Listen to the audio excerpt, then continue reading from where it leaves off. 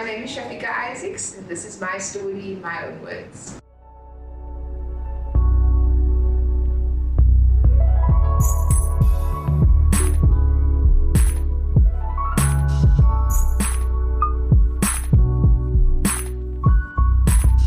Good day, good evening, good morning, good afternoon.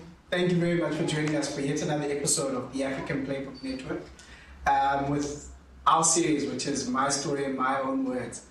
Today we are joined by sporting royalty. I'm going to call you that. Wow. I'm going to give you that title. And the reason why I'm saying that, she's done it all when it comes to corporate sports. When we think of sport, a lot of people think of sport with regards to what we see on the field. So not many people are very aware that what we see on the field is a product of the hard work that's gone on behind the scenes.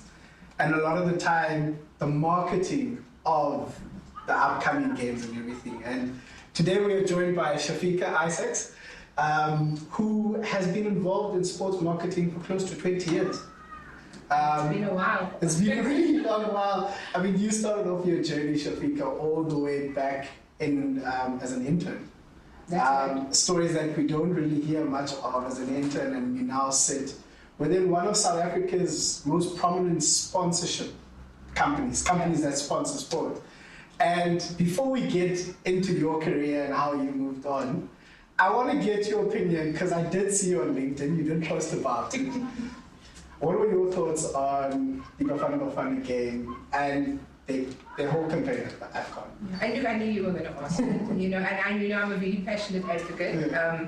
I think I just love an underdog, and football in this country, to a large extent, even though it's the biggest sport, has always been an underdog to rugby.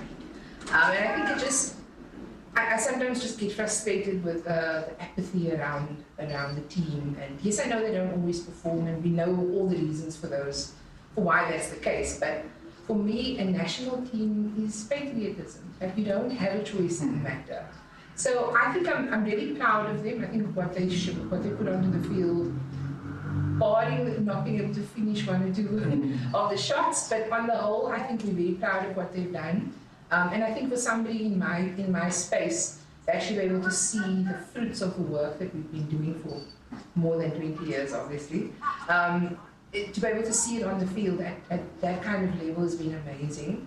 And I think just AFCON in general, the quality of the football's been great, the quality of the marketing's been great, and that you really felt like you belonged to something. Mm-hmm. And I like the fact that you say seeing the fruit of your work actually come to fruition. And before we get into your career, I said we're going to take it all the way back to where it began for you. Shafeeqah, can you let me put it like this. If someone were to ask you to describe yourself and how you grew up in a few sentences, how would you describe yourself? Sure, how I grew up. Well, I think I always am that quintessential Cape Town girl. I'm a typical Slav stutter. I grew up in various places, but I would say probably starting with Mitchell's Plain. And I grew up in a family that was quite strict, culturally quite strict. And so I've always, it's been a little bit strange because I've been a little bit of a rebel in the family. But I think I was always very focused on the fact that I wanted to do something great. So even though I feel like I've been winning my career, I really do, I always was focused on the fact that I wanted to help others to be great. And I had that even as a child, I remember. So I think, I don't know if I have a few words to describe it, but I definitely feel like I grew up in an environment where that was encouraged.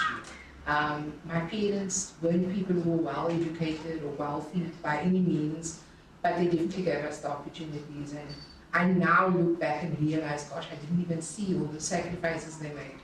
But here we are, and I'm one of three very strong, independent women.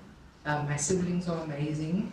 And I'm very proud of the background that we came from. And I love the fact that you described you and your siblings as strong and independent, because with the few hours that we've had to spend with you today, that's one thing I've definitely picked up in that in an environment that's predominantly male-driven, with a lot of males around, you are one person whose voice will stand out. And when you speak, people do turn around and actually listen. So that's something I really admired in the few minutes that we got to spend. earlier on today, but I want us to look into your sports. You know, when you look back at your life growing up, where would you say, or what are the first memories of sport that you have?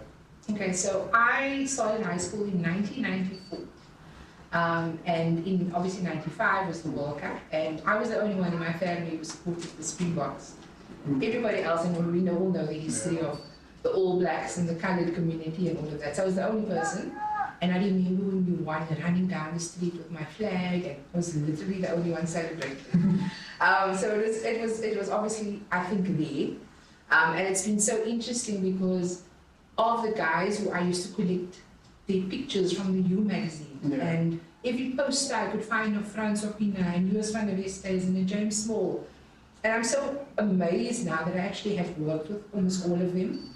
I have met all of them, and one of them in particular I work with on a regular basis now. So it's really been a full circle moment for me. So I'd say there, I think when I was in high school, one of my teachers came to me and he was like, look, you can't just be academic. I wasn't sporty at all. So he said, if you don't want to play sport, come and help us on the sports admin side. And it got to a point where I was actually arranging the inter-house at school, working with the various teams, arranging camps with the teachers. So I became a proper, I was a sports manager even at high school level. And so, that kind of stuck. Strangely though, when it came down to us actually deciding what we wanted to do with our lives, that wasn't an option because I don't think I saw or understood that was a career. That was something you could actually do. So, because I was academic and I was the smartest girl in the school, it was going to be, you were going to be a doctor. So I went to UCT to do medicine initially, and then everything kind of like changed from there. And when you say everything changed from there, what was that? What was that turning point for you that changed? So I got to a point where I was like, what do I do with this now? So I've studied business, I've studied philosophy. Seriously, philosophy, linguistics. And what do I do? And then I heard about an internship at SAFA Cape Town. And at the time, obviously, like most of these federations, they were run by volunteers. They didn't have many staff that actually ran things like marketing. In fact, they didn't have a marketing department at all. I was very fortunate. I heard about the interview or the application process through the grapevine. Went for it, and I was competing with people who had actually studied sport management, and I got an internship, and then created a role essentially for myself. So when the internship was over, they kept me on, and I got paid 1,000 rand a month, which was literally just my petrol money, my taxi fee to get to work. But I always said it was the best salary I ever got because it got my foot in the door in a big way. And looking at that particular internship, a lot of people nowadays, especially on LinkedIn, you'll also be very familiar with this. There's a lot of stories of sports management graduates who are voicing their dissatisfaction with the industry and how hard it is to get in. When you look back now and you look at that point in time where you were approaching the interview with them for the internship, what are some of these small things that you now sit back and you're like, you know what, this really actually worked in my favor. This worked in my favor. I think so. I work with a lot of young interns, and I loosely mentor some of them. And I think for me, what I've noticed is quite a big difference between my generation back then and now. Is what does it mean to get into the industry? Does it mean you become a manager? Does it mean you get a full-time role immediately? Does it mean that you volunteer somewhere? Because I think that sometimes is missing. That drive. So it's fantastic that you've got a degree, it's fantastic that you've got a qualification. It doesn't necessarily make you the best person for the job yet. And I think sometimes my frustration around the youth is that sort of sense of, I need to have what I want right now. And it doesn't work like that. I mean, it took me years. A couple of months ago, I was sitting at Ackland Stadium and thinking, geez, I actually started my career here servicing people like me, like the job I have now. And again, that full circle moment makes you realize all of those sacrifices. The fact that I left SAFA every evening and went to get another job worked on weekends just to kind of make ends meet. It was absolutely worth the sacrifice, and I worry sometimes that our young people are not equipped or not understanding that that's what it takes. And you know, before I love how we've gotten into your career, but before we get into that, there's a story of you come from a sporting background. Your father was a cricketer.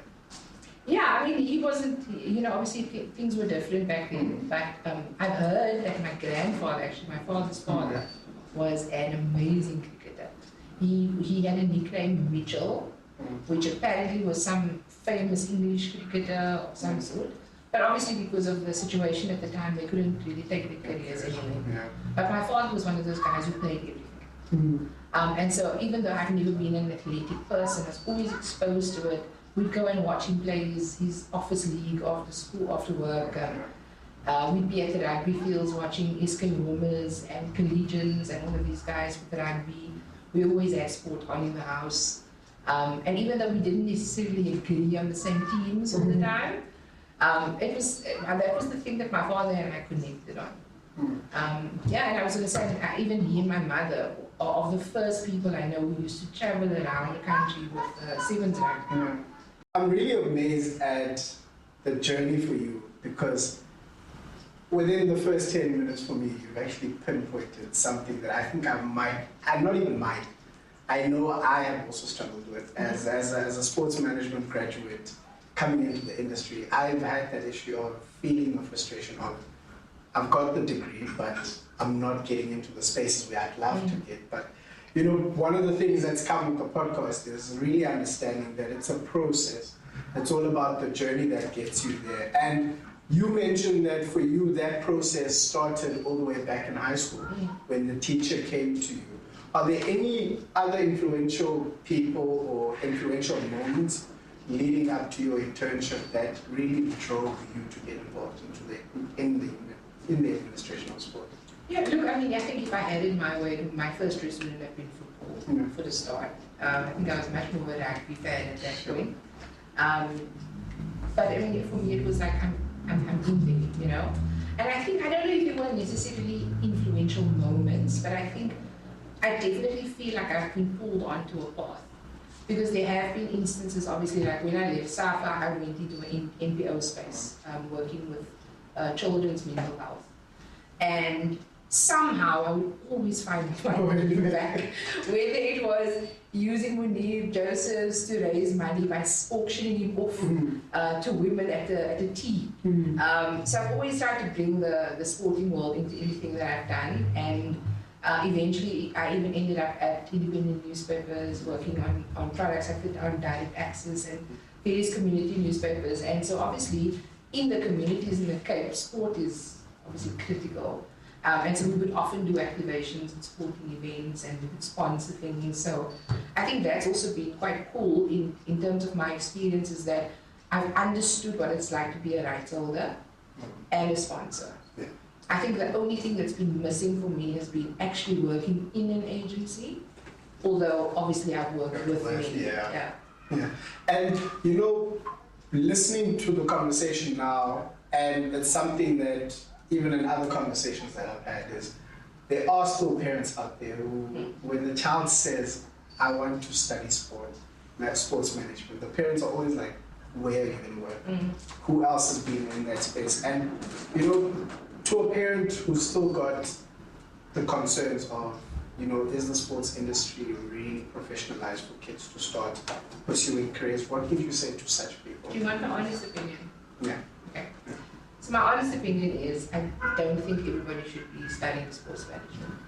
I think what I've seen as someone who's not an athlete, first of all, is that the space is full of athletes. And I don't think you get enough of a fan perspective, and I don't think you get enough of a commercial perspective. So yes, fair enough, there are lots of athletes. I mean, I can name some of them even, you know, who are very business oriented and left and sport and started amazing careers. But I think they're the exception to the rule. For me, if I had to have a sports agency, I would actually rather pull in people who are fans, but who had actual business skills. Okay. So I'm not, as much as I think there's certainly a place for sports management, I don't think it's it should be seen as the way for you to do the sport. Yeah, I completely understand you, and it's something that even when I sit down on my own and I just try to break down things, I've always noticed that, you know, it's quite wise to study an accounting degree, to study your financing degree, study something else, get your experience in that field, and then come back into the sports industry, because that way you bring your expertise of working in the finance field into the sports industry. So is that... Totally, absolutely. I mean, just the other day I was chatting to a colleague of mine who's wanting to pivot into sport, and she's a CA. And she was like, do I need to study? And I was like, you are absolutely in the right space.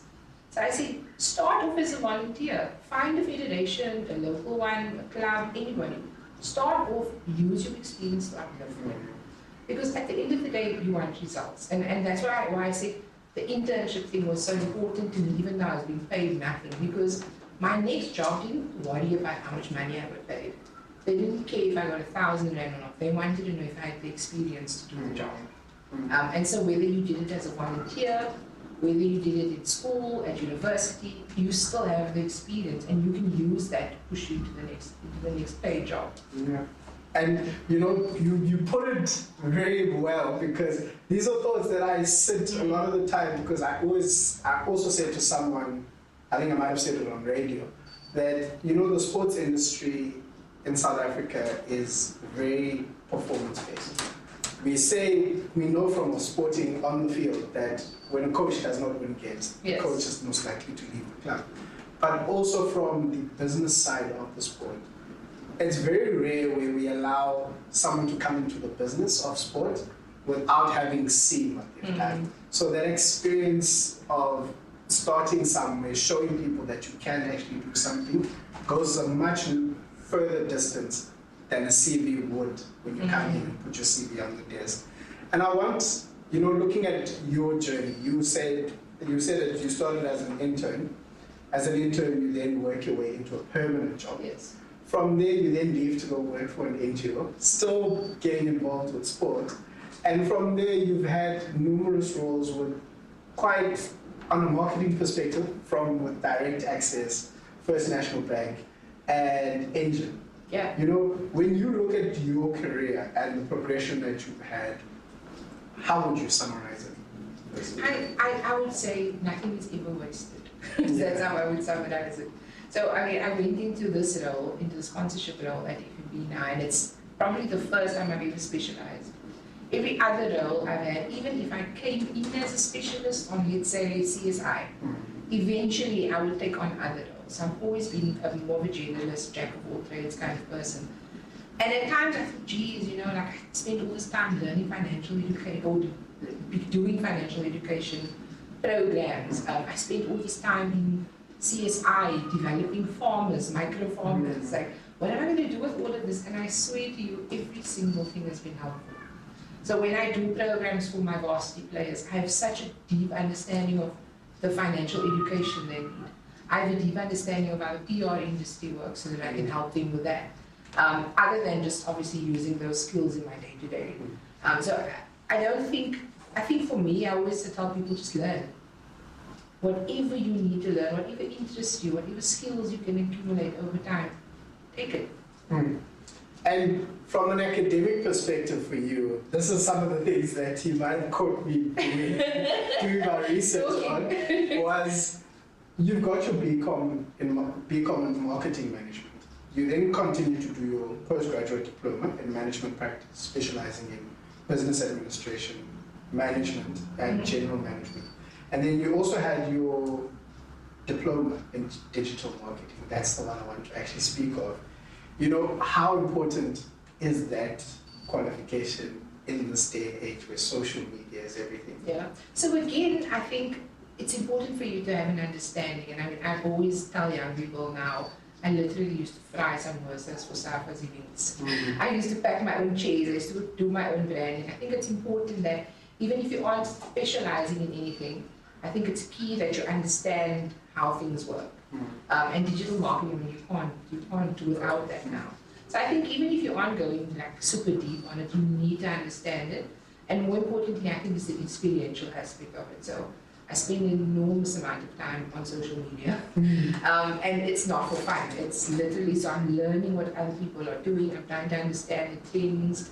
2 days ago, I was playing around with TikTok remote, for example. Just trying to understand how it works, like how does the customer segmentation work, how do I reach the right audiences. So it's important for you to play around with those things. So again, just keep learning, you know. So Shafeeqah, we're going to move into just getting your understanding of the state of sport in South Africa. And I feel it's going to be very important to get your perspective because you're one person who has been involved in the business of sport and most importantly from the perspective of the federations and the rights holders and corporate, which then gets involved on a sponsorship scale. If I were to ask you, looking at sport in South Africa on a greater scale, what's your perspective? How do you see South African sport? My perspective is women's sport. Period. That's my perspective. I think it's time. That's women's time. I think we all know this. I don't think people understand how big the transition or the transformation is going to be. I mean, if I look at the numbers that I'm seeing from some of my own properties, it's like we're talking about viewership increases in the hundreds percent. 100%. We're seeing huge audience development, and as a marketer, that's what excites me because more fans means more people I can chat to, more people I can engage with, and so it's very critical for us as a sponsorship industry as a whole that we find these new avenues. And yes, I'm not saying that the men's games are not growing. I think it's just there's certain spaces that are growing, and others that we're seeing the fall off. We're seeing the fall off of stadium attendance everywhere. So as a marketer, it's like, where do I find those audiences now? And you know, we just chatted about this in the break. It's around digital marketing. It's around experiential marketing. It's about having those closer relationships with people and not waiting for them to be on TV. For us to be watching TV, for us to be able to market to them more, to just, you know, have these engagements. And just to touch on that you mentioned there, you know, the drop in stadium attendance, it's quite prevalent now. We're seeing more and more of it. As a marketer, like how can we, what changes can we expect in the industry, you know, to try and address that or work around that? So again, as I said, it's not, for me as a marketer, I don't necessarily see that as a bad thing. Yes, we love to see stadiums full because it's great for morale, it's great for the clubs and the teams that we get involved with. But from a marketing perspective, more people are watching it on TV, more people are following it on digital channels, more people are engaging with those brands in those spaces, those are measurable, first of all, which is amazing for me because I can now say that I've spoken to exactly X amount of people. But I think it's also exciting from a creative perspective because we're seeing the amazing content that's being produced now. And digital content is giving people opportunities to have to see another side of their favorite athletes, which I think we all love and we're all excited by. If I look at Cape Town City's TikTok, for example, I'm actually a huge fan of their TikTok page, even though I know these guys personally. To be able to see the interactions with each other, I'm sure those are the types of things that fans are really keen on. And as a marketer, I'm keen on what the fans are keen on. That's what I'm here for. Yeah. And you also then said for you, your perspective as women's sport. But I think women, and if I think about it now as well, and I might be a little bit biased because this is kind of where I sit, is also youth. I think for years we've all known Saturday morning is a sport morning. And I mean, I'm just talking about Saturday, I'm not talking about practices, things that have to happen during the week. We're not even talking about school sports. I'm just talking about that captive audience that bringing their kid to a game on a Saturday morning and spending time at a local field. These are not the best athletes, and they're pulling the audiences. And I think that's an audience that's been overlooked in a big way. I remember I spent some time in Ireland when I was working for the newspapers, and one of the projects that I kind of shadowed them on was where they had photographers at all of the major school games. And they would print an entire tabloid-sized newspaper, just school sports. So you can imagine what circulation was like on a Monday morning. They sold all of their papers on every single Monday, because all parents wanted to do was see their kids in the newspaper.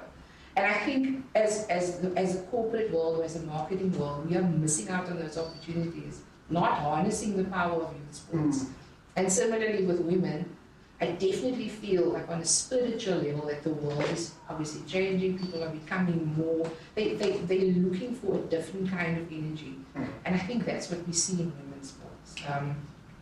If you look at the likes of people like Tim Klana and all of her colleagues actually, Kulosa Biani, these are people who are working in the communities. They're actually making proper difference. You know, Janine van Wyk with her team. We don't see that coming from men's sports. We don't see those holistic athletes who understand that what they do on the field is what they do off the field is as important as what they do on the field. Yeah. And you know, when you say women's sports, for me as well, that's one aspect that I really feel has the most potential to grow. And over the past few years, women's sports in South Africa has been wonderful in terms of the growth that we've seen. There's been so much growth, because I remember with the previous job I had, we were in the data analytics side of things, and we were actually, it was just before the ladies won the AFCON. And we had been monitoring their pages before, and the numbers, I'd say on average interactions, you were looking at about a couple of hundreds. But the moment they won, the return on investment for that sponsor was amazing, because that's when everything skyrocketed. Followers, I think they gained close to 200% followers and everything. So there's that growth. And we're also seeing it now being translated with Cricket South Africa announcing that, you know, they're going to start paying the women's national side proper money, which can be related to the men's side. They can start comparing that. You know, what are some of the changes that when you look at the industry now, and you know, with the growth of women's sports, right? What are some of the changes that you feel you'd like to see in the next coming 12 months, the next coming couple of years? So I think for one, I'd love to see some ownership from the athletes themselves around personal branding, team branding, marketing efforts.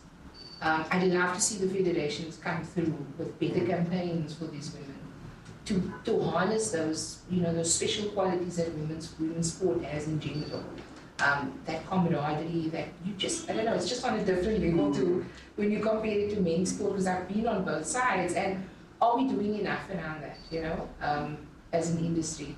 And you might have seen the smile on my face pop up when you started speaking about fans getting involved, and not just asking when the sponsors getting involved, because the sponsors will always go where the fans are.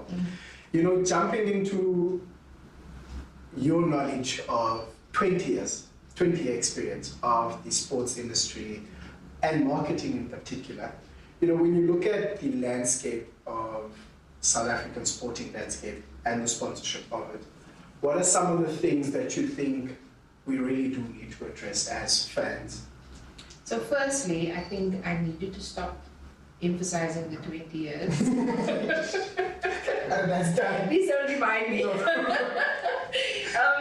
I think, you know, one of it came up, and we had this conversation earlier around Bafana and the culture around, apathy and lack of support for the team. I think the one thing I'd like to see from the fans is, like I said, ownership, first of all, and then secondly, to understand that sport is not about winning. It's fantastic to see your team holding a World Cup or a trophy of any kind. It's fantastic. But that's not what it's about. What it's about is those individual players and their journeys. That's what it's about for me as a fan. It's about the journey of that team as a whole. I was very fortunate to go to Congo Brazzaville with the Cape Town City team at one stage. And I swear, I felt like I was in a movie. I was in one of those sports movies that I watched as a kid that I was so obsessed with. Because, you know, it was a very difficult trip. I mean, I'm not going to go into detail around it, but I mean, there was some very, very clear ethical issues that we experienced. The team, we were the visiting, obviously, the home team made it very difficult for our players in a number of ways. And at times it was just, you just sat there and you went, what do we do, you know? But I think to see them come together, to see them all united on that pitch, knowing that this game, winning this game means so much more. And whether they had won or lost, because eventually it was a draw, we left there celebrating as though we had just won the whole Champions League. Yeah. Because I think people need to understand that, you know, those stories are so critical for our young people. It's character building. It's just even experiencing these stories from other people is character building. And we have to change this culture that says, I'm only going to support you if you win. Right. Because there's got to be a loser. That's just the way it is. What we don't want is we to go onto that pitch as a national team of any kind and totally embarrass us. You know, time after time, that's a different story, and those are things that we can work on from a technical perspective. We can figure that out. But I want to see if somebody's going onto that field with heart and with passion, that we can't come off. They can't come off that field and face our wrath over something that, you know, is perfectly normal in sport.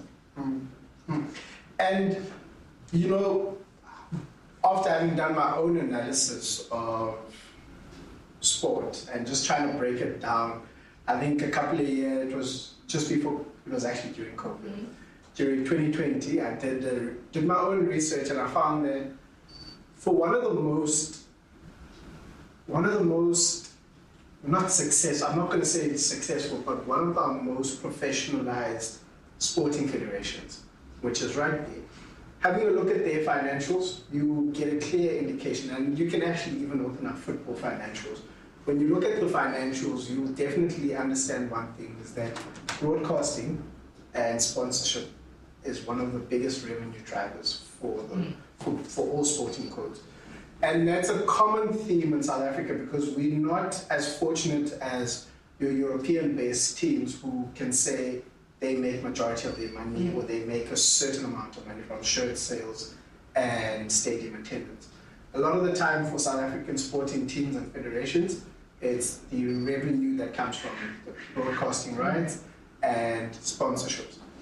I want to ask you, you know, you coming from a background of sponsorship, what are some of the things that, from a person coming to look for a sponsor, what to sponsor, what are some of the things that you would look at before you decide to actually go ahead with a deal? Okay, so I mean, it's obviously complex, and it obviously is on a case-by-case basis, but I think every organization's got certain objectives. So if, for example, one of my objectives is to reach, I don't know, people who earn in excess of R1 million a month, for example, I'm not going to find them at a PSL game. I'm not going to find them at a community event in Delft, for example. It's just not, it doesn't make sense. So I'm going to be looking at golf, for example. So I think that target audience fit is obviously critical. And then secondly, what does this organization mean in the community that I'm trying to reach? Are they there from a fieldwork perspective? Are they doing a golf day for multi-millionaires because they're trying to raise money for, I don't know, children's homes? Does that resonate with my brand? Because actually, am I involved in animal welfare?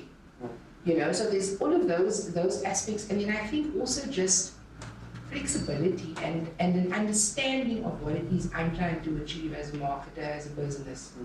And I think that's something that I see is probably the biggest issue for me with proposals coming in, is people are all coming to me saying, oh, we're trying to keep the kids off the street. Fantastic, like that's a noble objective. I'm not saying you're doing anything wrong, but now you're coming to me as a multinational corporate. I want to know, are those kids that you're kicking off the street going to leave your organization with skills that are going to get them a job? Is it going to give them a job? Yeah. Is it going to make society better in a sustainable way, or am I just going to keep somebody off the street? Because I could give them a colouring book. It will be far cheaper, and it will keep them busy. So I think organizations, especially the smaller ones, need to start understanding that. Similarly, I get proposals from people that doesn't even have my name on it. It will be addressed to somebody else who I don't even know. So those little details tell me how professionally you run. And professionally doesn't have to be big. Professionally could be, I mean, the way your team dealt with this, with me and this podcast, for example, super professional, and you're not a huge team. So it's not about that, it's just making sure that you can put yourself in the other person's shoes and that you've done your homework. I think that's very, very key and missing from, I'd say, 90% of the proposals that I see. And, you know, from a personal perspective, you know, you now sit in a role that when they give you the title is, I'm going to read it over the script to make sure I'm reading it correctly. You are the brand experience and sponsorship specialist. You know, when you look at in your role, what would you say on a day-to-day basis? What does your role entail? I talk a lot. I talk so much that after 5, I have to tell my people, sorry. No. I'm like, my people out for the day.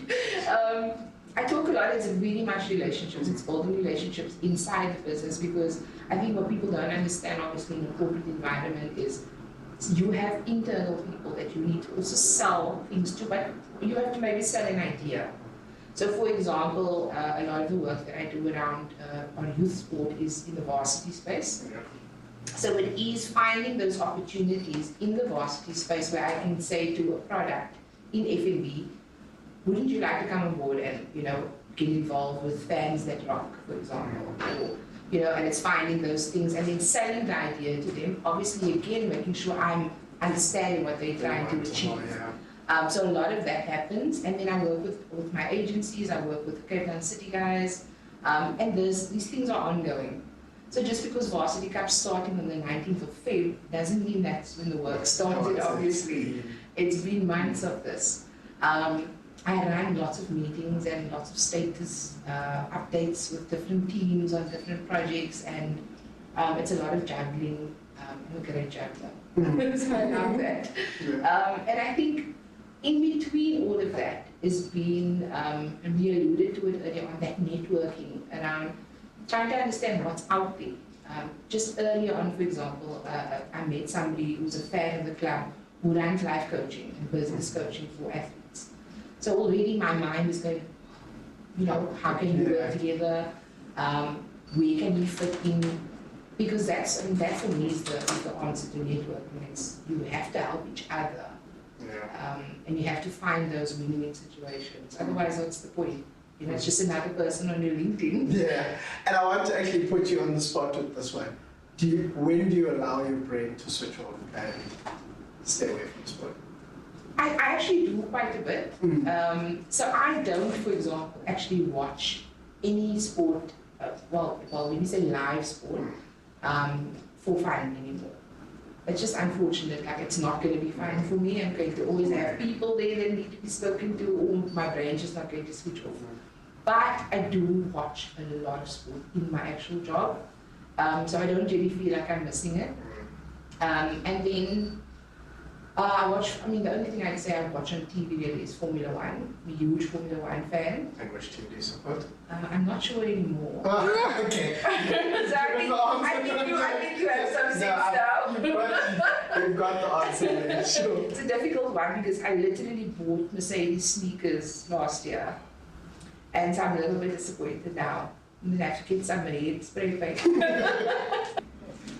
And Shafeeqah, we've spoken about how you've gotten into the industry, and before we get to the reflections, I want us to go back because, as we said, you started your journey as an intern at SAFA Cape Town, and then you went to Lifeline, Western Cape.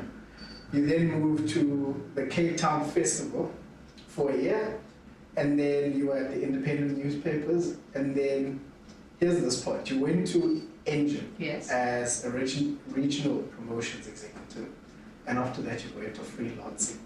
Well, I said freelancing on LinkedIn. It wasn't freelancing. It's one of those gap fillers. I actually started a business. I started an events and brand consultancy business that did actually do pretty well for somebody who was a control freak and couldn't grow the business any further. And it went well. I actually did my bread and butter, it was never planned, turned out to be weddings. And they were very specific weddings. They were not your normal, big ball gowns and so on. I specifically went after people who wanted to have fun weddings. So for example, I would design a game. If I knew you and your partner loved music, I would design a game that was like a music quiz. If I knew that you were into crystals, I would do a crystal ceremony. So there were all these personal touches, and it was a wonderful adventure. Again, prepared me for my next role. It was, I just obviously now understood what it was like to be an entrepreneur and all of everything that came with it. So no regrets, but yeah, that was a lot of work. And what then draws you back into corporate from that time? So I went through some personal issues, and I just wasn't able to continue with my business for one. But again, I think I've always been the kind of person that was, I think the term is good with goodbyes. I can appreciate something when it's there, and if it needs to go, if I need to move on, we move on. And I think it was just time, and I had all these amazing new skills, and the world was different. I mean, in the time that I was away, for example, digital marketing took off. And I remember the sense of satisfaction I got when I got my little business, my little events business onto page 1 of Google, for example. So I left that and went back into the working world with all of these new skills, and landed the job at Direct Access, which then obviously again pulled me to sport from day one. So at Direct Access, you came in as a senior marketing manager. No, I actually started off as a CSI manager. Yes. So corporate social investment was a new team or a new department they were starting, and it was just me. I was the department. But when I got there, because of my previous experience with sport, they told me they had just signed the Curry Cup, and then I want to take on the sponsorship role as well. So I was like, okay. And started the Curry Cup immediately. Baptism by fire. And I think that property is where I properly learned what I needed to learn about this industry, or the section of the industry at least. And what makes you say that? What makes you say that particular property was because it's the Curry Cup. It's like, it's huge, it's all eyes on it. And yes, I know over the years the audiences were dwindling and all of those things, but it was still the Curry Cup. And I think, again, it's that thing where people are saying, oh, but there's no one in the stadium, because they're watching on TV, so that they can watch the next game and the next game and the next game. So it's just the culture now, the sport, or the tournament has changed, but the importance and the relevance of it hasn't. And so obviously working with the professionals that they are at SA Rugby, and my first foray into actually working with sponsorship agencies and not doing everything myself. So that was absolutely a fantastic learning curve. And, I want to get into this question before we move into the reflections. How is it working with the rights holders and the agencies, and then you coming from the corporate side? How is it working in that three-part relationship? Okay, so I think it is a three-part relationship, and I think a lot of sponsors that I've seen tend to use the agency as the go-between. I don't operate that way. I don't know, maybe I should, but I don't, because I still feel that personal relationship is super important. And I think it just depends on your rights holder as well. So, for example, with with varsity sports, with Varsity Cup and football and all of those, we work with an agency, and they do amazing work. And they really put out everything exactly the way I would have wanted to do it, and we have debates, and we have fights, and we have Monday morning emails and all of those things. But I still make sure that I'm out there. I go and actually watch a game at each university and keep those relationships going. There are lovely people working in the university space, so I really enjoy that. And so, like I said, even though I'm not that hands-on in that situation, I still try and make sure that there's a one-on-one relationship. But then with Cape Town City, for example, I don't have an agency working with them. So everything we do is is together. Yeah. The span day, for example, is something that we've been wanting to do for a long time, and luckily I have the likes of people like Julian who take that vision and go, okay, let's get this done. But sitting back now, and if you are to reflect on your career, I'm not going to say how long it's been, but your career, what are some of the moments and some of the projects that you've been involved in which you feel have really touched your heart or stick out for you? Sure, there's so many. I mean, it has been a few years, so there are loads of them. But I think for different reasons, I think the one that's probably closest to my heart right now is our Varsity player experience, which is where we connect varsity football players, which is also something that we sponsor with Cape Town City. We bring them together in Cape Town. They travel with the team to matches. They do all kinds of different skills, media training, personal branding skills, financial education.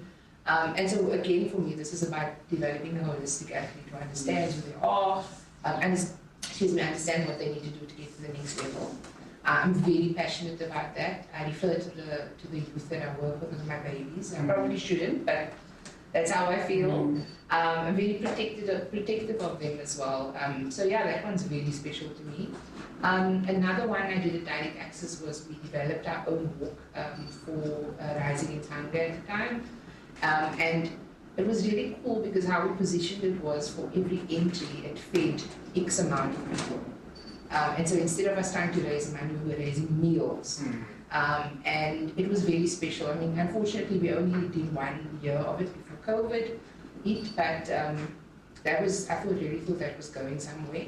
And then a lot of the content, I'm a huge content. I love creating content. I love coming up with ideas.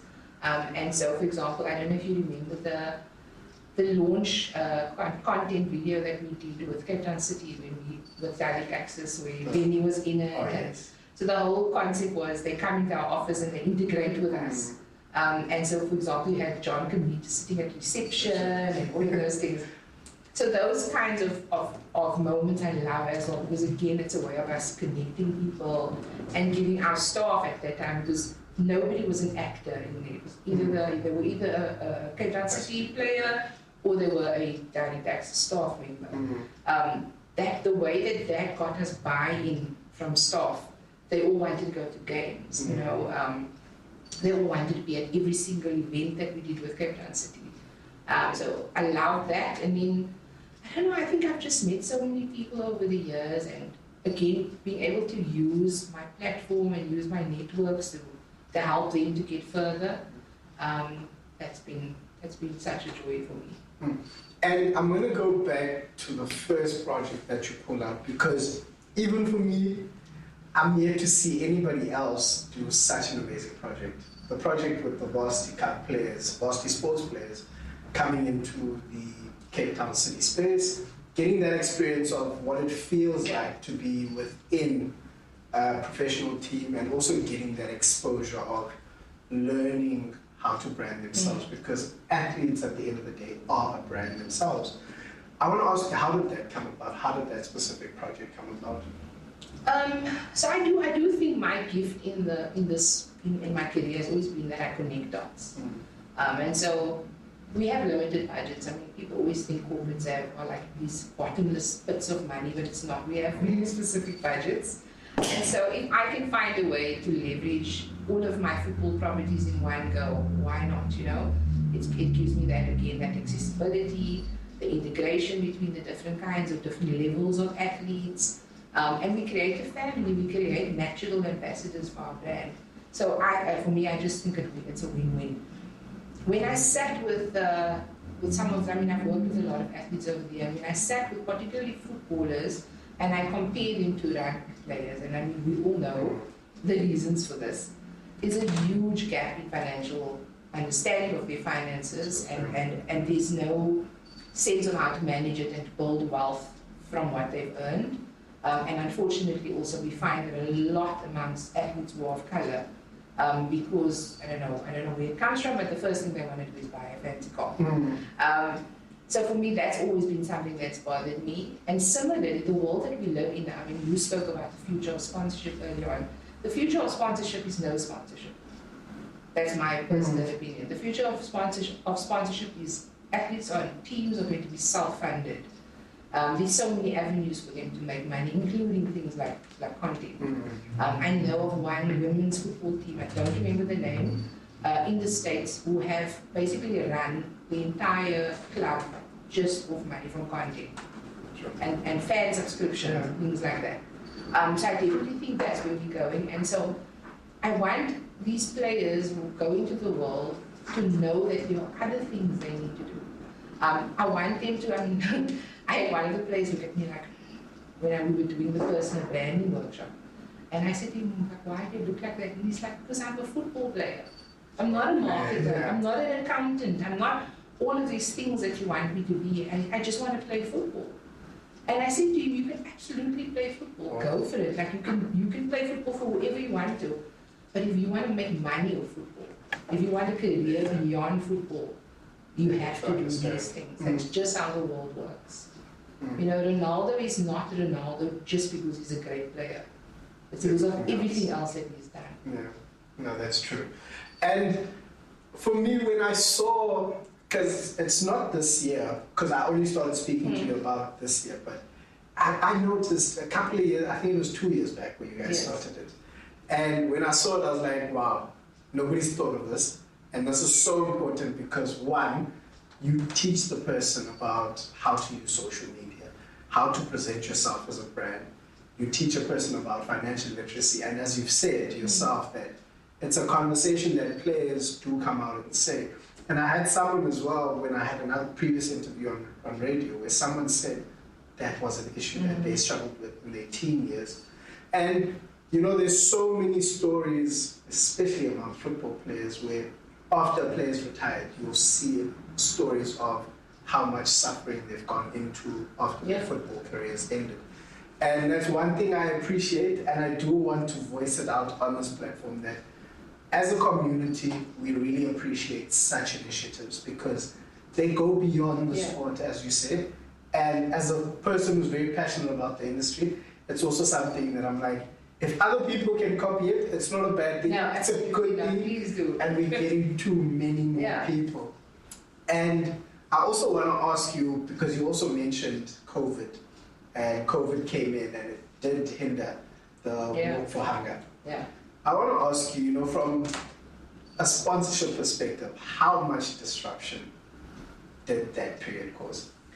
So again, because I'm just digitally minded, I think it presented us a really unique opportunity. Because now you weren't competing with so many codes or so many tournaments and so many things on TV and so on. You had a chance to actually speak to the fans, to focus on them and do. So some of the content, for example, that the teams were putting out at the time and coming in there as a sponsor, and again, like I said, this is great because it's measurable. I can make those tie-ins. I think in that sense, COVID actually worked for us as an industry. And it also gave us the opportunity to learn very, very quickly what needed to be done going forward. Because I think now we all understand that COVID or not, the landscape has changed. The culture of fandom has changed. And are we on board with that? Or are we going to continue to lag behind? And going back now into a more summative segment or question is, you know, when you reflect on your journey in the industry, the work that you've done, the initiatives that you've had the opportunity to birth and see them run through, you know, what's your perspective on your own career? I just want to get how you feel about your own career. So again, that gift of goodbye is something in my mind. I don't think I'll ever fully say goodbye to sport. But I do also have, you know, personal goals. My other passion besides sport is travel. And I'd say probably beats sport like slightly. I love travel and deep travel. I'm not somebody who wants to see every site. I want to understand people, I want to get to know them. And so I definitely see myself doing both. I'd love to be able to work more in Africa, in other parts of Africa. I have a deep love for this continent, and I really feel like I have something to contribute. So yeah, I think going forward, that's probably going to be a focus for me. But I'm not one of those I'm happy when kind of people. I'm extremely happy in what I do now. I feel like I'm making the most of it, and I want to leave my mark, definitely. And then when I'm ready to go and say goodbye, I will do so comfortably. Yeah, sure.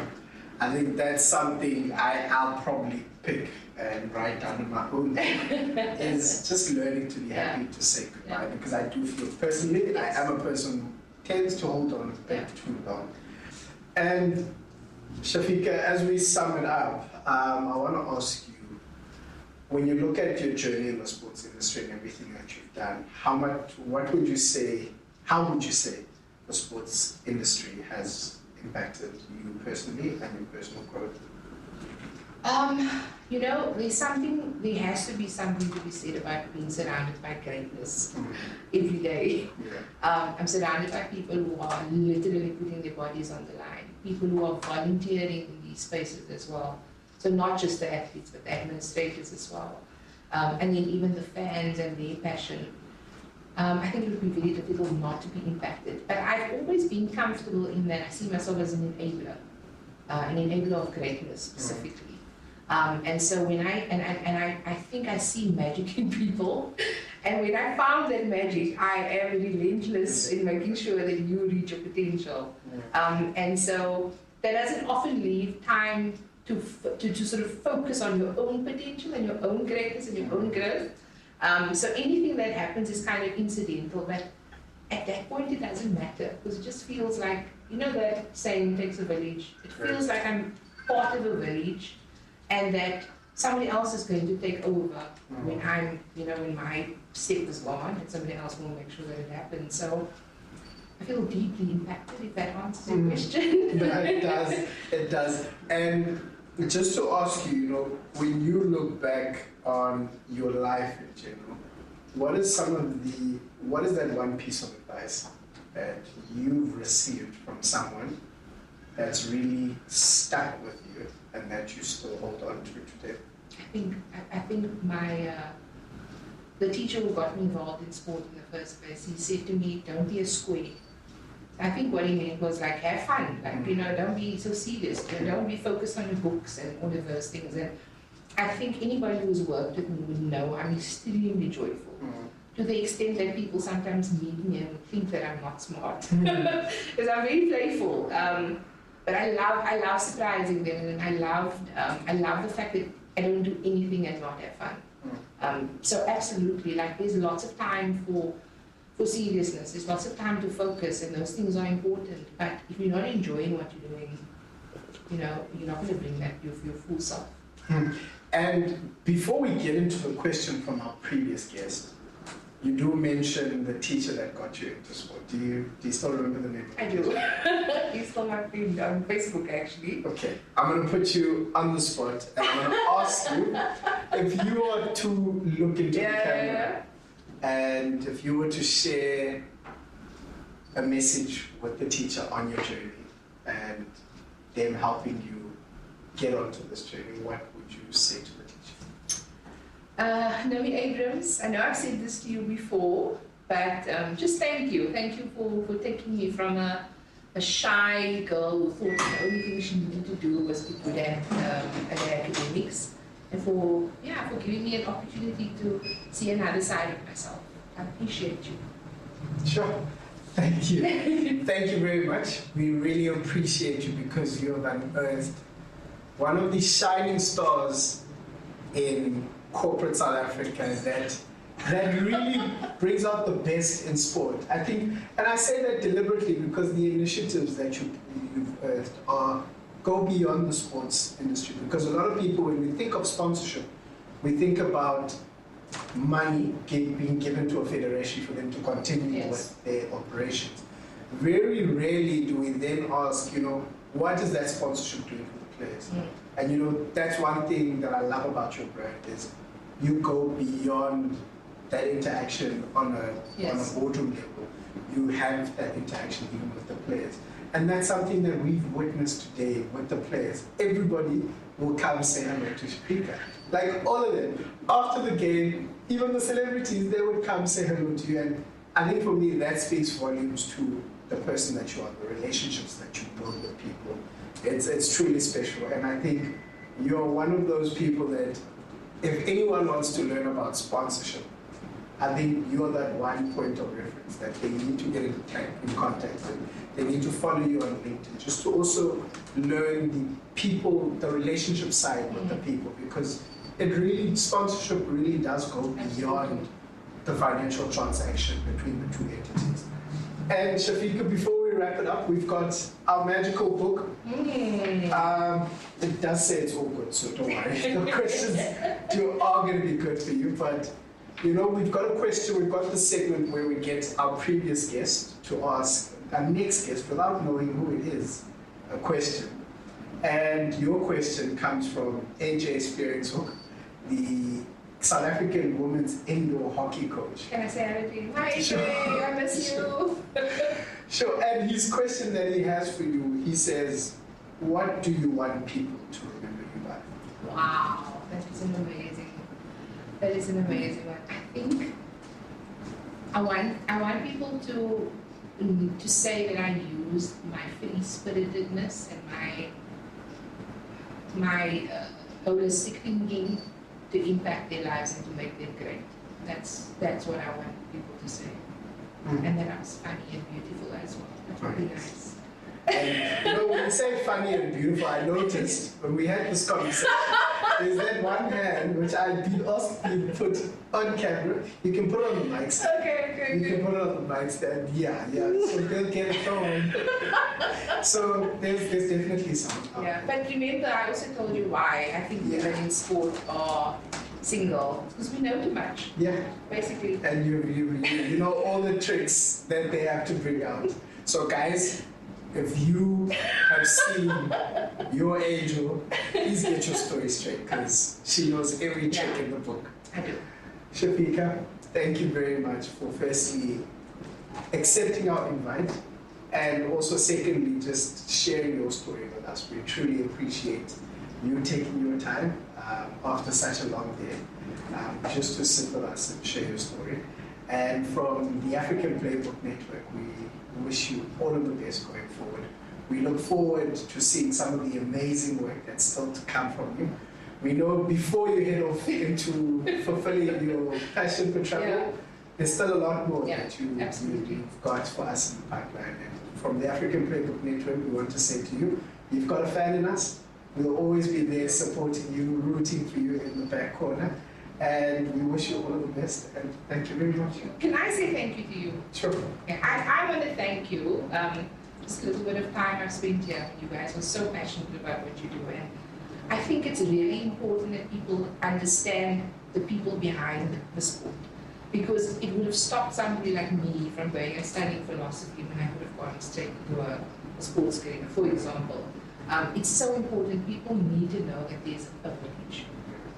So thank you for the work that you do and the passion that you do it with. Thank you very much. We truly appreciate your kind words, and we wish you all of the best going forward, and we really look forward, as I said, we really do look forward to some of the initiatives that you have coming up, and the start of the Varsity Cup coming up. Yes, please. I expect to see you at least one game. Definitely. I've got my boys in blue hoops. Perfect. Oh! Hopefully this is our year. Hopefully this is our year. We're going to do it. Between me and you, I'm in the same boat, so. No problem. They won't know. Thank you very much. Sure.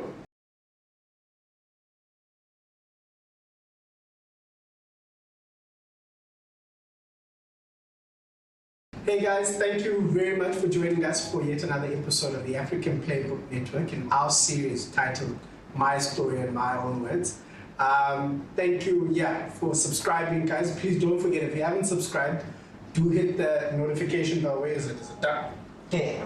hit the subscription bell, click the notification bell to also find out when the next episode does go live.